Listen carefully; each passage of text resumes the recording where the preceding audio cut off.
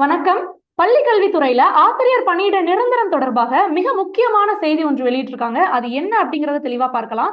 ஏற்கனவே கடந்த 10 ஆண்டுகளாக தற்காலிகமான ஆசிரியர் பணியிடங்களை தொடர்ந்து நீட்டித்து வழங்கப்பட்டது.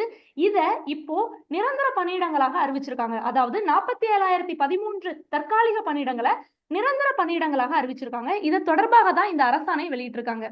ஏற்கனவே கடந்த ஆண்டு 2024ஆம் ஆண்டு பிப்ரவரி மாதம் 9ஆம் தேதி ஒரு குழு கூட்டம் அமைக்கப்பட்டது. இந்த குழு கூட்டத்துல என்ன முடிவு எடுத்தாங்க அப்படின்னு பாத்தீங்கன்னா, நம்ம கடந்த 10 ஆண்டுகளுக்கும் மேல தற்காலிக பணியிடத்துல இருக்கக்கூடிய ஆசிரியர்களுக்கு பல முறை நீட்டித்து நம்ம பணி வழங்கியிருக்கோம். ஆனா இதற்கு மேலையும் நம்ம பணி நீட்டிப்பு செய்ய வேண்டிய அவசியம் இல்லை. இந்த தற்காலிக பணியிடங்களை நிரந்தர பணியிடங்களாக மாற்றலாம் அப்படின்னு சொல்லி அவங்க தீர்மானம் நிறைவேற்றியிருந்தாங்க.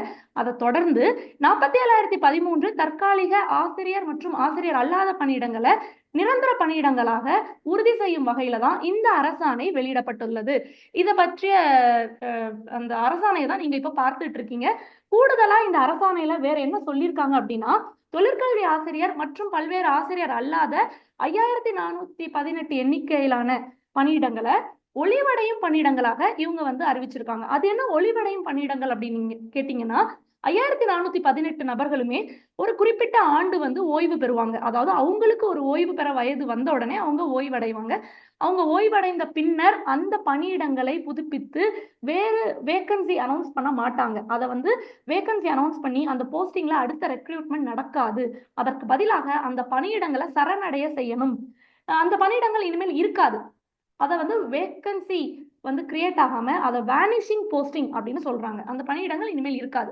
அது மட்டும் அல்லாது கூடுதலா ஒரு 145 பணியிடங்களை இவங்க 5 ஆண்டுகளுக்கு தொடர் நீட்டிப்பு வழங்கலாம் அப்படின்னு சொல்லியிருக்காங்க.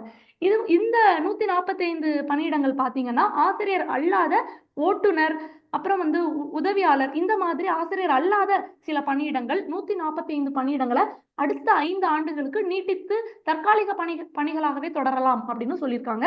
அது மட்டும் இல்லாம 2 முதன்மை உடற்கல்வி ஆய்வாளர்கள் இந்த பணியிடங்களை புத்தாக்கம் செய்யலாம், ரிவைவல் செய்யலாம் அப்படின்னு சொல்லியிருக்காங்க. இந்த முதன்மை உடற்கல்வி ஆய்வாளர்ல ஒரு ஆய்வாளர் பெண் ஆய்வாளராகவும் இன்னொரு ஆய்வாளர் ஆண் ஆய்வாளர்களாகவும் இந்த பணியிடங்களை புத்தாக்கம் ரிவைவல் செய்திடலாம்னு சொல்லியிருக்காங்க.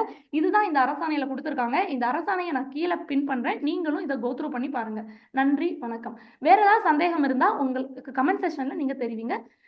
மறக்காம சப்ஸ்கிரைப் பண்ணி பெல் ஐக்கன் கிளிக் பண்ணிக்கோங்க. Thank you all.